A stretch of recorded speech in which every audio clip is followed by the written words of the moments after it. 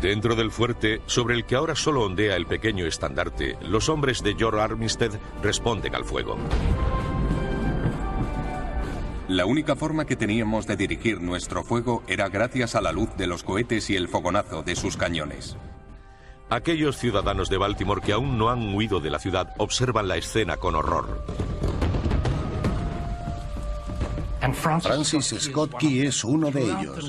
A lo largo de toda la noche recorre la cubierta de su barco en la oscuridad, esperando que las explosiones continúen, porque el silencio podría significar la capitulación del fuerte. Mientras la Marina bombardea el fuerte, el coronel Arthur Brooke, comandante de la Fuerza Terrestre Británica, se prepara para un ataque final en la colina de Hampstead, a las afueras de la ciudad. Para ayudar a Brooke, el vicealmirante Cochrane ordena una maniobra de distracción contra el flanco occidental del fuerte McHenry con una flotilla de 20 barcos armados con artillería. Pero los norteamericanos no caen en la trampa. En vez de ello, bombardean a la flotilla.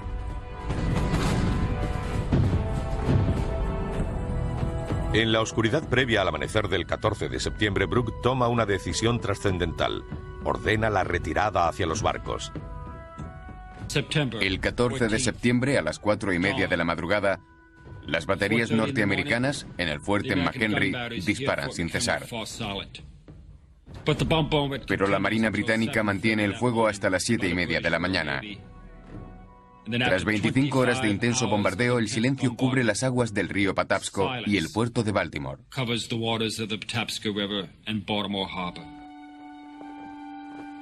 Aquel silencio sigue a la orden de alto el fuego contra el fuerte McHenry. La operación nocturna de la flotilla había fallado. Durante todo ese tiempo, el andrajoso y mojado estandarte ondeó desafiante sobre las murallas. Cochrane se da cuenta de que es inútil seguir luchando.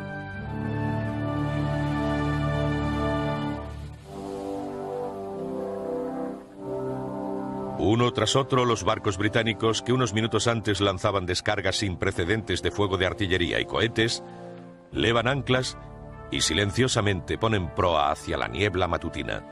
Un oficial norteamericano recuerda la visión. El enemigo había sido vapuleado, tanto su ejército de tierra como su marina, y ahora se retiraba por el río tras haber gastado muchas toneladas de munición, entre 1.800 y 2.000 bombas y al menos 700 u 800 cohetes. Es un momento para recordar. Un momento que ahora calificaríamos de gran importancia para el fuerte McHenry y la guerra de 1812, porque algo estaba a punto de suceder. El comandante Armistead rápidamente sustituye el raído estandarte izando, según un testigo británico, una magnífica y espléndida enseña sobre el fuerte. El enemigo no tiene problemas para verla.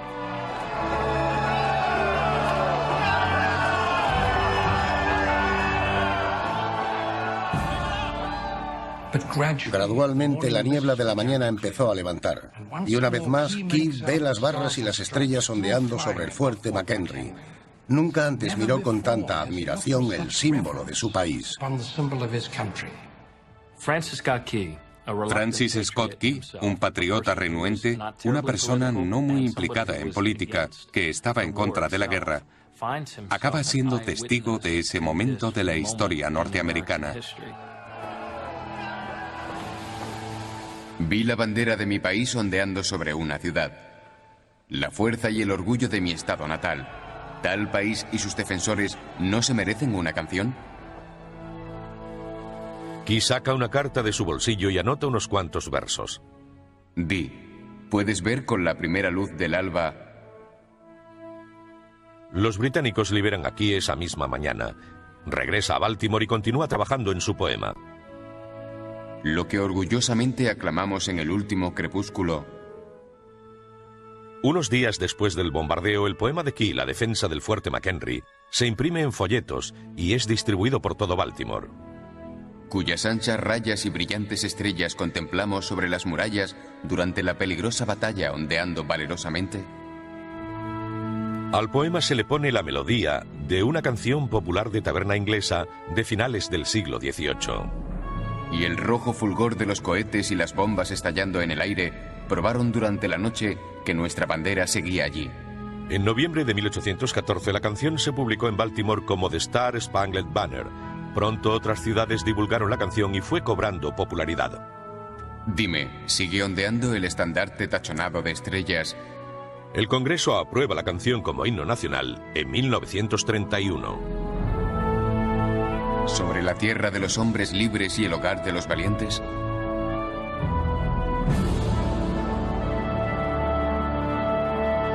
La noche del 14 de septiembre de 1814, el fuego vuelve a iluminar el cielo de Baltimore, esta vez en celebración. Hubo grandes celebraciones, bailes y fuegos artificiales. Y la mejor carta escrita en aquellos momentos es la de una señora de Filadelfia, dirigida a su padre.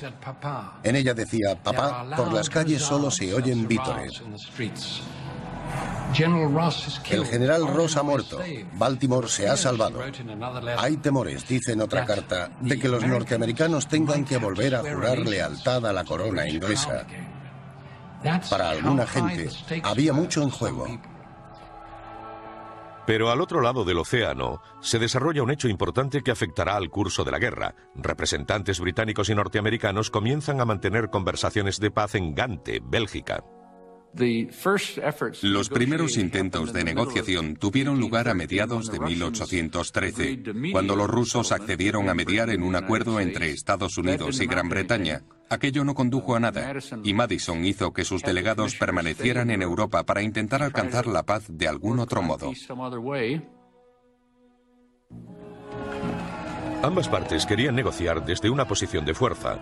Para acabar con el creciente ímpetu norteamericano, el vicealmirante británico Cochrane planea un ataque a Nueva Orleans, la puerta de entrada al interior de Norteamérica. Una victoria allí significaría la conexión británica con Canadá y el control de Estados Unidos desde el norte, el sur y el oeste. Pero un hombre se interpone en su camino. Se llama Andrew Jackson.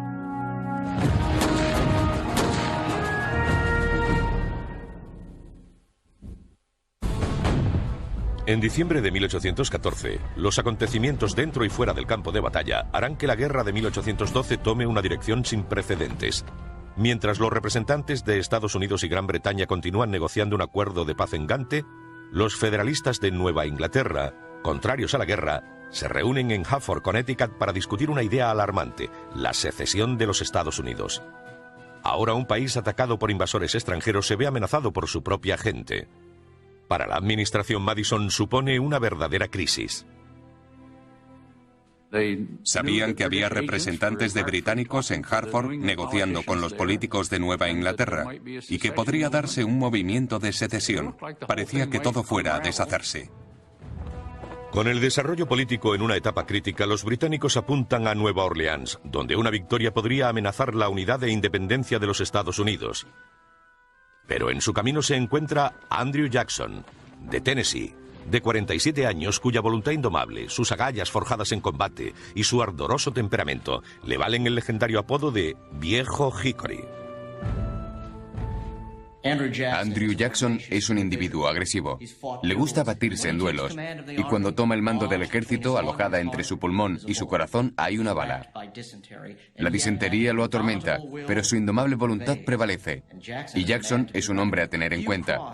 Pocos se enfrentan a él, y quienes lo hacen rara vez salen indemnes. Como comandante del 7º Distrito Militar de Estados Unidos, el general Jackson debe supervisar la defensa de Nueva Orleans. La cercana lucha será mucho más que una tarea militar.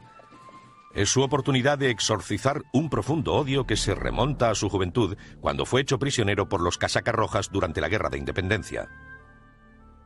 Algunos lo achacaban a la cicatriz de su cara causada por el sable de un oficial británico cuando Jackson se negó a limpiar sus botas. Pero es algo más profundo. Sus hermanos y su madre murieron de enfermedad como resultado de su cautiverio en manos británicas. A medida que crecía su odio hacia los británicos, empieza a buscar venganza. Y la guerra de 1812 le ofrece la oportunidad perfecta. Jackson expresó este sentimiento a su esposa Raquel a comienzos de la guerra. Tengo con Gran Bretaña una deuda de venganza. Si nuestras fuerzas se enfrentan, confío en pagarla. Pero la sed de venganza de Jackson estaba a punto de entrar en conflicto con un inesperado adversario, el presidente de Estados Unidos, James Madison. Pensemos en aquellos dos hombres, Jackson y Madison. Eran físicamente muy diferentes. Jackson era un alto, dinámico y vigoroso líder militar. Y Madison era un hombre estudioso, brillante y educado. No podían ser más diferentes en su forma de trabajar con la gente y en su aspecto.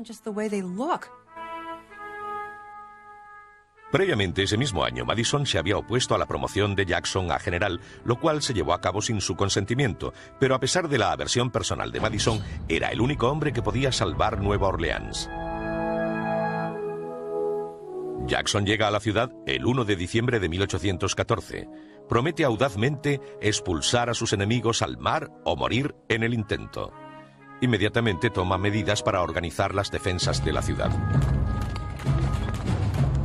De repente, se creó un gran alboroto en toda Nueva Orleans, escribía un residente. Jackson era infatigablemente activo. Siguiendo sus órdenes, gente de Nueva Orleans, de todas las razas y clases sociales, se une para preparar la defensa de su ciudad. Incluso hombres del lejano Kentucky acuden en masa a la zona, dispuestos a luchar. Mientras la ciudad se prepara para la batalla, Jackson recluta un ejército demostrando el magnetismo de su carisma. Andrew Jackson es uno de los norteamericanos más dinámicos de toda la historia del país. Es un hombre que con la mera fuerza de su personalidad es capaz de impulsar a un hombre ordinario a tomar las armas y tener el vigor de un soldado profesional. Literalmente, sacó a la gente a la calle para que defendiera su ciudad. Tal era el dinamismo de su carácter. Si alguna vez se reunió una fuerza variada para defender a los Estados Unidos de América, fue en Nueva Orleans. Soldados, hombres de la frontera, voluntarios, criollos de habla francesa, indios y piratas. Un cúmulo de personas totalmente dispares. Estados Unidos estaba representado, por así decirlo, por hombres corrientes en todos sus colores e idiomas. ¿Tendrían disciplina para aguantar, no retirarse ni huir y obedecer las órdenes recibidas? Jackson no tardaría en descubrir la respuesta. Su ejército de casi 4.000 hombres, en su mayoría desentrenados, que parecían no tener ninguna oportunidad frente a los 10.000 soldados británicos, emprendió su labor.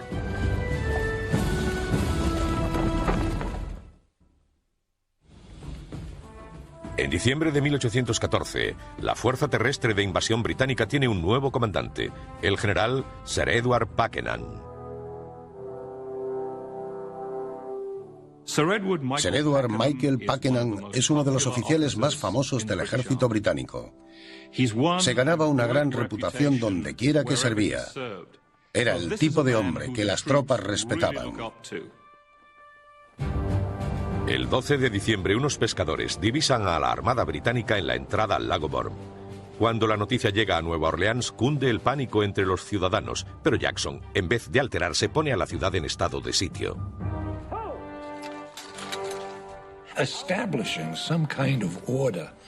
Según él, para imponer un cierto orden y establecer una resistencia contra el invasor, era necesario declarar la ley marcial.